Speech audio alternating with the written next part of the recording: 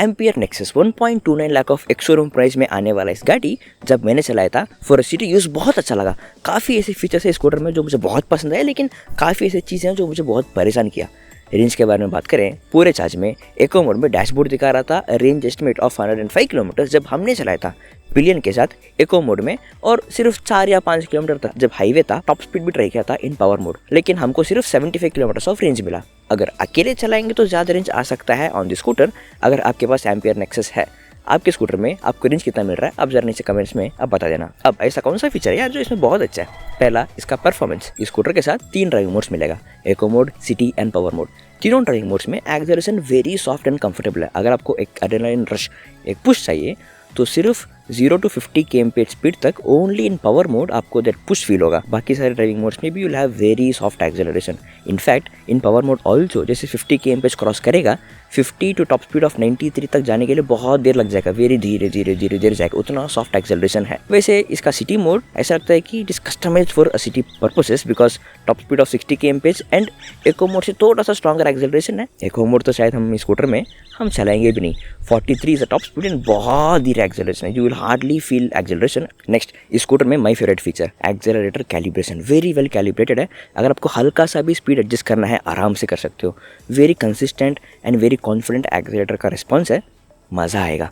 मतलब अगर आप ड्राइविंग मोड भी चेंज करेंगे ना, eco mode to city mode and power mode, हमेशा हर ईवी स्कूटर में ड्राइविंग मोड चेंज करेंगे देन अचानक से एक पुश आएगा, इसमें वो भी नहीं आएगा। You will have consistent response from the accelerator and especially brakes पकड़ने पे एक्सेलरेटर कट ऑफ नहीं होगा। नेक्स्ट, इसका ब्रेक्स। इसके साथ आपको front disc brake and rear drum brake मिलेगा। वेरी स्ट्रॉन्ग ब्रेकिंग है। इसका ड्रम ब्रेक खुद गाड़ी को टॉप स्पीड से 20-15 kmph तक आराम से ले आ सकता है। दैट लास्ट में अगर रोकना है देन फ्रंट डिस्क ब्रेक काम आएगा। नेक्स्ट पॉइंट, इसका रीजनरेशन। इस स्कूटर में कोई मैनुअल रीजनरेशन नहीं है, ओनली कोस्टिंग रीजनरेशन, वो भी उतना स्ट्रॉन्ग नहीं है। Exactly like the software acceleration, इसका भी एक्सेलरेटर आप छोड़ते ही वेरी सॉफ्ट कोस्टिंग रीजनरेशन होगा। चार्ज 80% हो, 50%, 10% जो भी हो, you will hardly feel costing regeneration. तो इसके वजह से कोस्टिंग रीजनरेशन से आपको ज़्यादा रेंज ऐड नहीं होगा, लेकिन एडवांटेज ये है कि कोस्टिंग रीजनरेशन कम होने की वजह से you will hardly have a jerky ride because coasting regeneration strong नहीं है।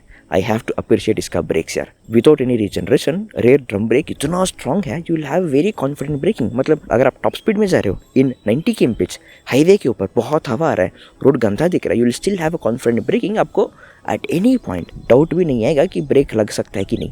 They are really really good. Next, इसका build quality, very solid build quality है। आपको टॉप स्पीड में भी वेरी कॉन्फिडेंट राइड मिलेगा, एक्सेप्ट बॉडी के अंदर 1-2 पैनल्स के अलावा बाकी through the body is really really good. इसमें बहुत अच्छा एक्सेलरेशन, बहुत अच्छा braking, very good build quality, इन तीनों का combination very good riding comfort and riding experience देगा। वेरी कंफर्टेबल पोस्चर है, मतलब 1 आवर से ज़्यादा अगर लॉन्ग ड्राइव्स करेंगे देन थोड़ा अनकंफर्टेबल लगेगा because of the posture, but for city ride you will enjoy the ride. Very good and comfortable seats है, वेरी डिसेंट लेग रूम है, चाहे रोड्स गंदा भी हो you hardly feel it on your back thanks to the suspension. Scooter के साथ जो front and back suspension मिलता है they are not too soft, not to hard, for a city use well customisation perfect लगता है। आपको bad roads बिल्कुल feel ही नहीं होगा। अगर आप टॉप स्पीड में जाकर अचानक ब्रेक मार के भी एक स्पीड ब्रेकर के ऊपर जाएंगे, still you will have confidence on the scooter कि ये टूटेगा नहीं एंड आपके बैक में भी ज़्यादा कुछ फील नहीं होगा। उतना कंफर्टेबल राइड आपको इसमें मिलेगा। इतने अच्छे राइडिंग कंफर्ट में 1-2 इश्यूज भी है, उसके बारे में मैंने नेक्स्ट सेक्शन में बताया। नेक्स्ट, इसका डैशबोर्ड, वेरी सिंपल डैशबोर्ड है, very simple and intuitive UI. कोई ब्राइट कलर्स भी नहीं है to distract you while you are riding, but जो इन्फॉर्मेशन दिया हुआ है they are well segregated and well distributed on the dashboard. इसके साथ यू हैव ओनली 3 स्क्रीन्स। पहला द होम स्क्रीन, आपको जहाँ पर रेंज एस्टिमेट, स्पीडोमीटर दिखेगा। टू वन साइड आपको टर्न बाय टर्न नेविगेशन मिलेगा with the trip information and to the other side आपको ब्लूटूथ का फीचर्स मिलेगा, जैसे सॉन्ग्स चेंज करना, कोई कॉल आ गया तो दिखना। सिर्फ 3 स्क्रीन्स मिलेगा ऑन द डैशबोर्ड। आप इस डैशबोर्ड को हैंडल बटन्स के साथ कंट्रोल कर सकते हो, which are very reliable, very solidly built and confident click मिलेगा। उसके साथ this is a touch screen dashboard also, you will have very good touch response also on the dashboard, बहुत बहुत बढ़िया है। इसके साथ आपको स्मार्टफोन ऐप भी मिलेगा जो basically all this dashboard features he app से भी आप कर सकते हो, like the Bluetooth connection, trip information, charge status देखना। अब इस ऐप को अगर आपने चलाया, आपके पास एम्पियर नेक्सस है, आपका एक्सपीरियंस कैसा रहा आप जरा कमेंट्स में आप बता देना। अब ऑल दिस अमेजिंग चीज़ें देख के ऐसा लगता है कि स्कूटर शायद एक सीरीज के लिए परफेक्टली कस्टमाइज्ड है, लेकिन this are the ideal scenarios. जब असली में जब चलाएंगे ना, काफ़ी चीज़ें हैं जो मुझे बहुत परेशान किया। पहला, इसका रेंज एस्टिमेट एंड असली रेंज। पूरे चार्ज में इको मोड में दिखा रहा था अ रेंज ऑफ 105 किलोमीटर। जब हमने पिलियन के साथ चलाया we got a range of only 75 kilometre. हाँ, हमने थोड़ी बहुत 4-5 किलोमीटर तक हमने टॉप स्पीड के लिए city mode and power mode भी ट्राई किया, लेकिन रेंज फ्लक्चुएट हो सकता है, लेकिन not from 105 to 75 kilometre. And हाँ, पिलियन के साथ भी रेंज एस्टिमेट से एक्चुअल रेंज ड्रॉप होगा, लेकिन इतना range drop is too huge. वैसे this is a very new scooter, इतना difference in the range estimate and असली रेंज परेशान वाला चीज है। अगर आपके पास एम्पियर नेक्सस है, आपका लॉन्ग टर्म एक्सपीरियंस आपका कैसा रहा, आप जरा नीचे कमेंट्स में आप बता देना। बिकॉज पिलियन के बगैर पिलियन के साथ रेंज का फर्क है, जो दिखा रहा है जो आ रहा है उसमें फर्क है। Then for longer term customer के ऊपर एक ट्रस्ट चला जाएगा कि असली रेंज कितना है।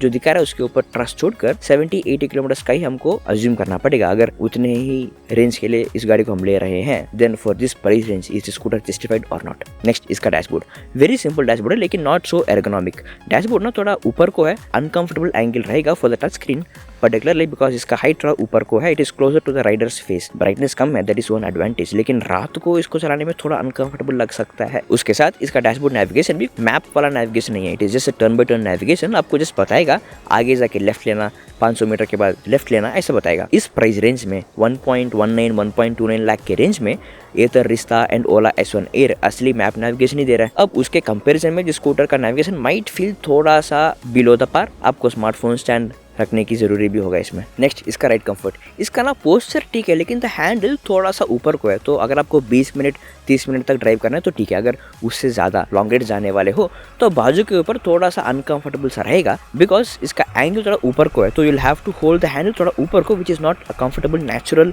आराम से जाने वाला पोस्चर नहीं है। So it is not for longer rides. Next, इसका एक्सेलरेशन वेरी सॉफ्ट एक्सेलरेशन है, मतलब it is best for city rides, I understand, but because range भी कम है, it is only 75 kilometre as per hour range test. अगर उतना ही range आ रहा है असली में, then we hardly use power mode. हमको पता है कि हम सिर्फ सिटी मोड में ही हम ड्राइव करने वाले हैं। If that is the case, इसके पावर मोड को हम सिर्फ few minutes of quick acceleration के लिए हम यूज करने वाले हैं। If that is the case, at least for those few minutes strong acceleration experience करने के लिए दिया होता, बहुत अच्छा होता। नेक्स्ट, इसका regeneration very softer coasting regeneration है, you will hardly feel the regeneration.